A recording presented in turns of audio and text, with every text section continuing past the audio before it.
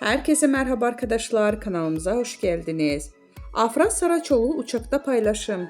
Son olarak Yalı Çapkını dizisinde rol alan Afra Saraçoğlu uçakta verdiği post takipçilerin beğenisine sundu.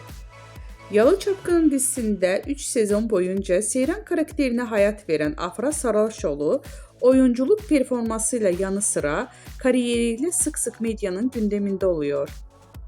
Güzel ve ünlü oyuncu uçakta seyahat ederken verdiği poz takipçilerinin beğenisine sundu. Zaman zaman doğal hallerini gözler önüne seren Afra Saraçoğlu bu kez uçakta yüz maskesi yaptı. Kulaklığında kulaklık, yüzünde maskeliyle poz veren ünlü oyuncu paylaşımı büyük ilgi gördü.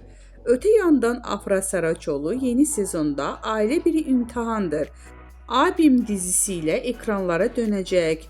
Ünlü isim imzalı dizide Kenan Emirzalıoğlu ile başrollerini paylaşacak. Bizden bu kadar arkadaşlar. Videolarımızı beğenip kanalımıza abone olmayı unutmayalım. Hoşça kalın.